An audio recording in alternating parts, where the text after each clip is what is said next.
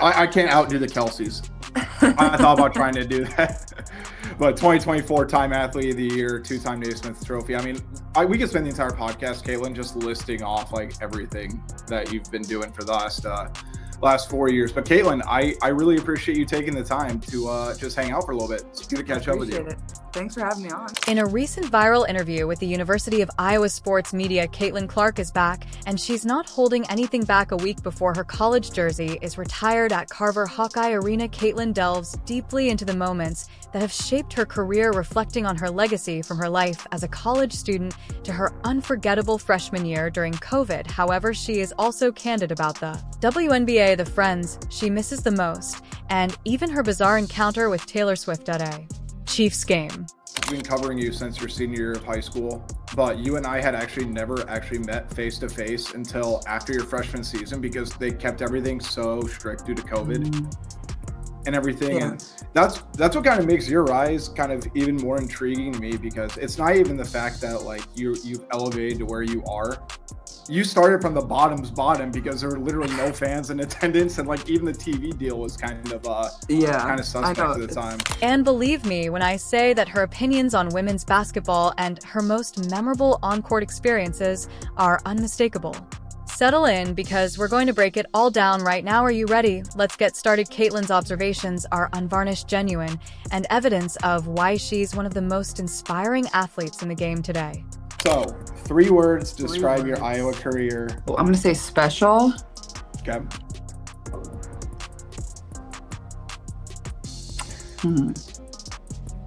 I'm going to say life-changing, but that's 2 words. Dang it. It's a hyphen. Okay, hyphen. Does that make it? Yeah, okay. Well, I'll count it 1. Special, life-changing, and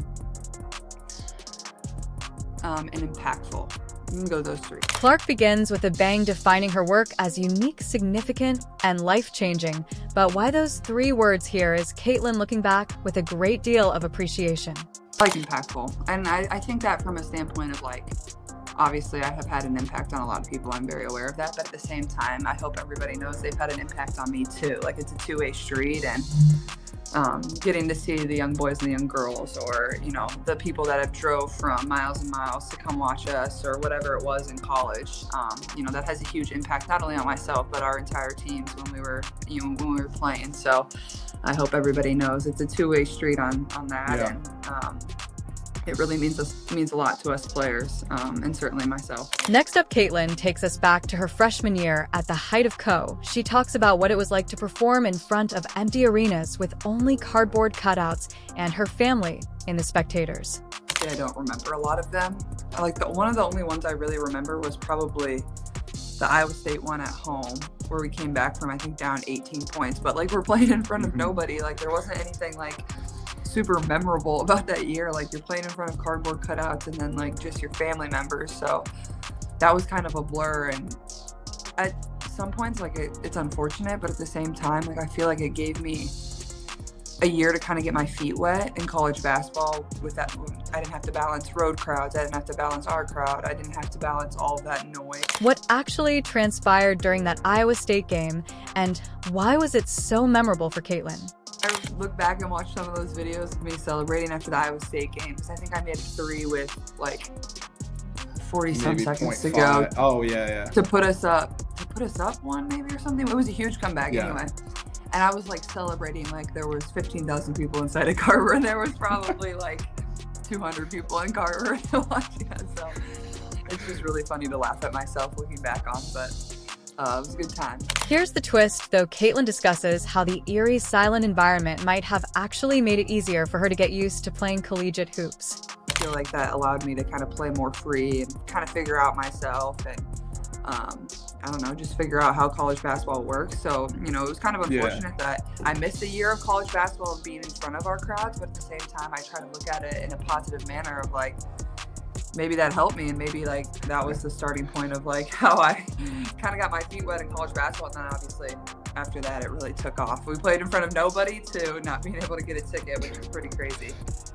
Well, I mean, you got to play in front of your dog at least, though, too. Yeah, that was basically the only person, my fake cardboard cutout dog. Let's just say that Caitlin was ecstatic when the fans eventually came back. Here are her own words. Honestly, I think going into my second year, I was just so excited to like finally get to play in front of people. I remember asking, it was like the exhibition game. And I remember like going up to Coach Fitz, I'm like, how many people do you think are going to be here? Like I kept asking, like I was so giddy. I'm like finding out like how many people were going to come, like what the crowd was going to be like. Like I remember being like so excited to finally play in front of our fans and the people that have supported, you know, the program far before I got there.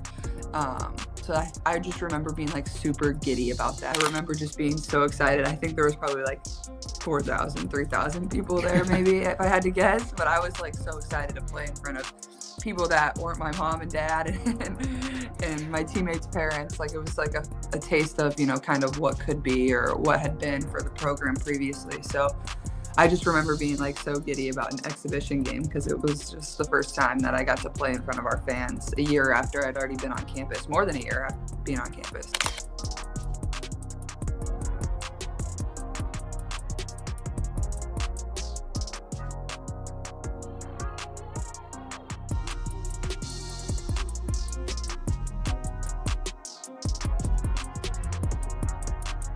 As only the third player in program history to have her jersey in the rafters, Caitlin's impending collegiate jersey retirement at the University of Iowa is nothing short of historic.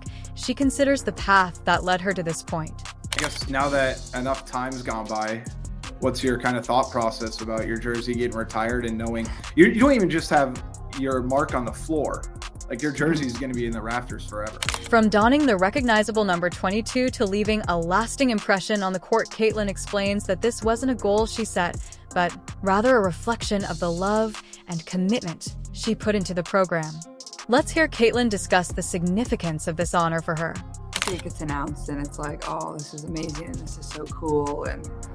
But I feel like as the days kind of started to approach here and we're now like a week away from this actually happening, I feel like it's kind of becoming really real. And, you know, this isn't like a goal where you show up to campus and you're like, like I want to have my jersey retired one day. Like nobody does that. Nobody thinks that way. Like you just give your all for the program and the university. And, you know, there's been a lot of really good players to come through our program and have, you know, what have been National Player of the Year, Big Ten players, you know, whatever it is. And I think we only have 2 with their jersey retired right now. So it'll be cool to be one of the few. At this point, Caitlin begins to show her emotions. I think it's hard to probably, you know, really feel all the emotions until I'm going to be inside of Carver and really see it and experience that with my family. And I'm not usually a very emotional person, but I feel like this will probably make me a little more emotional. And usually like when we've had certain things inside of Carver, I've been competing or playing shortly before like something like that has happened, whether it's been a senior night or something like that. So it's hard to kind of evoke emotion after you just competed for 40 minutes. But now that I'm not actually going to be playing, I feel like I'll probably be a little more emotional, even though I'm not a super emotional person. People who have played at a place that loves women's basketball in the way that it does and has really helped me flourish. And it'll be exciting for me to go back and be inside Carver. You know, I haven't been there since I played my last game. So it'll be really special. With the assistance of her new player development coach, Keith Porter, Caitlin has been working hard in the offseason to improve her game and get ready for an even better second season in the WNBA. She isn't just learning new skills, she is honing the ones that make her so dominant on the court. You have a new strength coach or player development coach at the Fever now too, right? Yeah, new player development coach. Came over with Steph White from Connecticut, and it's been a lot of fun. It's been fun to be in Indianapolis and working out with him. And Keith just loves the game of basketball, you can tell, and he puts a lot of time into it. It puts a lot of time into, you know, what we're going to work on every single day, but how does that look in like a long-term plan of my development and having little things and refining certain things that, you know, can help me be much more successful in year 2, and then also just trying to get stronger and be in the weight room a lot. So it's been fun. I feel like this is the first time I've really had a chance to like really work on my game and work on my craft and be really focused on it. And obviously that was hard. In college, you know, even going into my senior year was really the last time I could work on things and add things. What are your goals for yourself for this season? Maybe for Caitlin this season? My goals for Caitlin, I just want her to just destroy everything, right? Like I wanna give her like the extra tools to where now the way the teams used to play her, you can't do that anymore. You can't force her to take these shots. So now what do? You just gotta take that. You just gotta take these points and just get on the other end, right? So that's my goal. I want her to just feel super comfortable in every scenario, every coverage, whatever it is, and just destroy teams, right? You know, the goal is ultimately a championship. Do you see MVP Caitlin on the rise? Absolutely. Caitlin explains how this summer provides a unique chance to concentrate just on her development without being distracted by the hectic schedules of the WNBA and collegiate basketball. I feel like this is really my first time in quite some time where I can really like focus and be in the gym by myself and with trainers and rebounders or whatever, and really work on things that I need to get better at. On the court, although Caitlin Clark is a fierce, aggressive, and laser-focused competitor, things are entirely different off the court. When the game is ended, Caitlin talks about how she changes course and leaves that burning edge behind. You're obviously very emotional on the court. Yes, I am. I was going to say that. I'm very emotional on the court, but like off the court, I'm not super like, I try to just, you know, I don't know, be like more relaxed. And I take a lot of pride in that. Like once I step off the court, I'm not as fiery and like, I mean, I'm fiery, but it's not the same level as when I get competitive and I'm in a game. Yeah. Like, it's completely different. She talks on finding a balance between her fierce competitiveness and her grounded nature in her day-to-day existence. It's an intriguing look at the duality of one of the most passionate players in the game. It's been amazing to me because you're the fiery, you wear your heart on your sleeve on the court, you're driven, you're competitive. But I cannot remember one time where you've been in a post-game interview or a scuffle after the game or anything like that, and you haven't had like a clear head. You present yourself well. I guess, how do you kind of not let the cup of being competitive overflow into, I don't want to say public image because I know you, it is you. But it still can be difficult to present yourself in the way that you are sometimes just because of all the pressure and everything. However, whence does such equilibrium originate? Caitlin tells how her parents emphasized values of humility, accountability, and grace win or lose, and she doesn't hesitate to credit her background for forming her perspective. I feel like you got to be a good sport, whether you win or whether you lose, but at the same time, I think that's how I was raised. Like my parents, like was just an expectation. Like you're going to be the same person you are, whether you win, whether you lose. You're not going to brag about winning. You're not going to, you know, pout about losing and blame other people. You know, you just get back up and keep fighting type of thing. And for Caitlin, it's all about remaining grounded, being a good athlete, and constantly thinking about how she can get better. It's this mindset that has not only made her an excellent athlete, but also a role model for fans worldwide. Let's hear Caitlin discuss the lessons that influenced her strategy for the game. I think evaluating yourself first is, you know, you always got to look in the mirror. You're never going to be able to,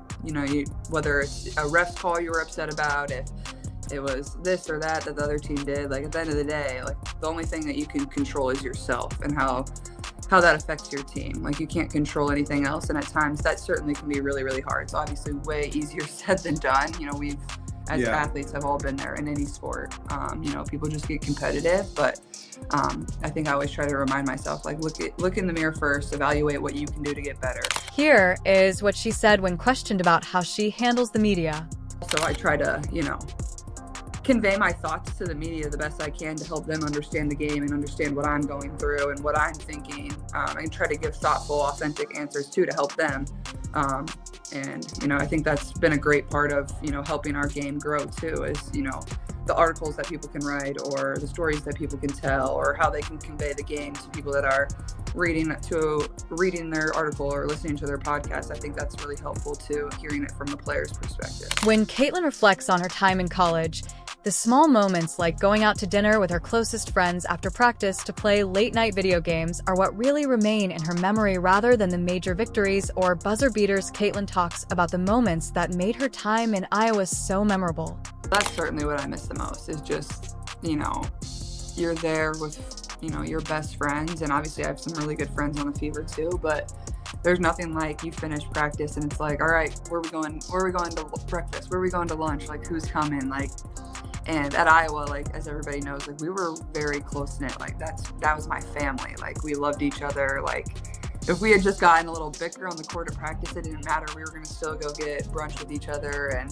talk about our lives and, you know, go home and play Fortnite together, or, you know, talk about whose apartment we're going to all go chill in. Like, it serves as a reminder that even for an all-time great, relationships formed off the floor have equal significance to those formed on it. They're the like fun little memories that we share that, you know, a lot of times are even better than some of the basketball memories. Obviously the basketball memories are great. We won a lot of games, but it's the small little things that nobody gets to see. So I certainly miss that. And I mean, I miss going to practice every day in Carver. Like, I'm the type of person that just loves to practice. Like, I loved going there. I loved competing. Like, Coach Bluter would have us play live literally like every single day. Like, we would just go in there and compete versus one another. So obviously I miss that. However, life in the WNBA is quite different. Caitlin argues that self-control and scheduling management are essential at the professional level. It's a business, and the players bear full accountability. The pros are just so different because it's like such a lot of the responsibility is just on yourself. It's like, what are you, like, you're making your schedule, you're doing this, you're doing that. And obviously it's like that in college too, to an extent, but it is much different. And it's a business at the end of the day. And, you know, college is obviously a business, obviously going more towards that. Yeah. But it's much more of a business in the pros than in college. Like, I like to think you're still amateur. You were when I was there, not anymore. Obviously, it's not really so much that, but I guess I just miss the fun of being with my friends and, you know, doing things 18 to 22-year-olds do. From the regimented setting of academia to the self-reliance of the NBA, Caitlin considers the true differences between the two worlds. If there's one thing I've learned about you in covering you for 4 or 5 years or whatever, how long it's been, when you talk ball, you genuinely talk basketball. Like, there's no personal relationship attached. So I guess, how do you feel about Kate doing really well and Unrivaled so far, and now she's getting a chance at the Valkyrie to really make a statement next year too? Yeah, I'm super excited for her, and she works so hard. Like, Kate's still somebody I talk to every single day, and watching her believe in herself from probably my junior year when she was a senior and trying to decide if she was going to even come back and take her 6th year to where she's at now, and seeing her belief and her confidence and herself grow as much as it has, it just makes me really happy because I've always seen that in her. It was just getting her to believe, like, I am this really good player. I can grow into becoming this really good player. Like, she's going to get in the game, whether she's going to play 10 minutes, whether she's going to play 30 minutes. She's going to give you every ounce of herself. She's going to cheer as hard on the bench. She's going to play as hard in the game. And those are the type of people you want in your locker room.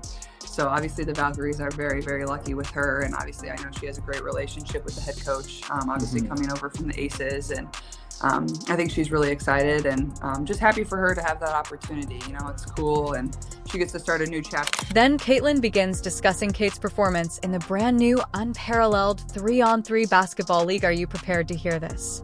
Fun to see her in Unrivaled. Like, I think it's a 3-on-3 is a good style for her. She shoots the ball really well. You know, she's physical. She's a high IQ player. She understands the game really well. So I'm just happy for her, and I talked to her quite a bit, and I know she's worked really hard this little off season she had before going down to Miami of like trying to get better, and she really has. So just happy for her, and you know, well, I'll always be one of her biggest fans. So they then discuss how a 3-on-3 game differs from the conventional 5-on-5 style, and this is where Caitlin's basketball prowess truly shines. Obviously, the 3-on-3 game is a lot different than the 5-on-5 game, and the style that they're playing on a full court. Usually 3-on-3 is played on a half court.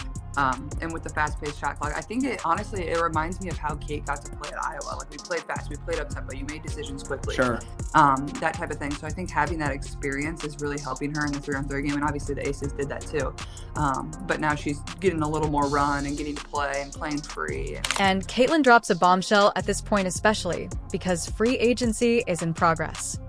Hopefully I can recruit her to Fever somehow, some way, one day. Who knows? I'm going to try to figure that out. I don't know.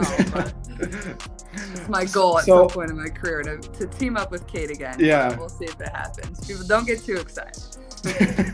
We got a few years on that too. Yeah. I'm sure we're making her mark too. Plus, who knows? You might like playing against her just as much as that's true. Being her teammate. We need to have that little beef and that little battle. So we might have to keep her away from us just so we can keep going at it. Caitlin Clark has such a strong passion for the Kansas City Chiefs that she finds time to support them whenever she can, whether it's by watching games at home or occasionally traveling to Arrowhead Stadium. When it comes to her Chiefs passion, Caitlin doesn't hold back in this interview. She talks about how playing football has always been a wonderful diversion from the grind of hoops. A year and a half ago, if I told you you're going to sit in a box with Taylor Swift in a Chiefs playoff game, what do you think and what do you say? I probably would have been like, what? Like, where would my life be at? Kind of thing. But obviously, I'm a huge Chiefs fan. I've been a huge Chiefs fan. And, you know, obviously Taylor's a huge Chiefs fan too. So it was fun, and it honestly worked out where we could go, and, you know, we had the time, and it was perfect. Where it all worked out. But it's not just any Chiefs game that Caitlin has experienced during a playoff game. She had the incredible chance to sit in a suite with none other than Taylor Swift, from supporting Travis Kelce's touchdown to simply hanging out like two ordinary fans. Caitlin remembers what it was like to share the experience with one of the most well-known individuals in the world. Here is Caitlin thinking back on that amazing experience, describing the night as unforgettable. It was obviously very sweet and very kind, and you know, it's just a good reminder of like people in our position, like we're very normal, and, you know, sometimes our lives aren't normal, but like we're very normal people, and we enjoy doing fun things too. We enjoy watching sports, we enjoy hanging out with our friends and things like that. So it just puts, you know, a great perspective on life and, you know, where you're at in your career. Caitlin acknowledges that bonding with Taylor Swift amazed her, despite the fact that she rarely gets starstruck. Yeah, I mean, like, Taylor is probably the most famous person in the world right now, and what she's been able to do over the course of the last couple of years. From obviously her tour was absolutely tremendous, but just the way she's been able to unite people, I think, has been the most powerful thing, and I think it's really cool and special. So, and obviously I got to experience that 3 times. Like, there's just nothing like, obviously you haven't been to one of her concerts, but like being in that stadium and like seeing the way everybody is like passionate about something like that's so fun and so easygoing, it's just like, it's very uplifting and cool. She talks about Taylor's sincere enthusiasm for the game and how, despite Caitlin's larger-than-life circumstances, the experience felt normal. It served as a reminder that no matter how famous you are, moments like these are about enjoying the things you love. It's just cute to see how excited she is for the Chiefs, and like getting to share that, I'm like, oh my God, I love this. Like, she loves the Chiefs as much as me. Like, this is incredible. So we had so much fun, and honestly, it was like the perfect game. Like, you know, the Chiefs won. It was close at halftime, you know. Travis scores a huge touchdown for the Chiefs. We end up winning. There was no crazy, like, you know, anything crazy that happened. Like, we felt confident when it got to the end, so it ended up being a perfect game for me to be at. And that concludes Caitlin Clark's amazing conversation, which covered everything from her early days at Iowa to her off-season struggles and memorable events like bonding with Taylor Swift. Caitlin is not only one of the most thrilling basketball players, but also an inspiration to fans everywhere because of her enthusiasm, modesty, and drive, which are evident in every utterance. If you agree, please let us know in the comments by subscribing and turning on all notifications so you don't miss anything. We'll see you in the next one if you click the video on the screen.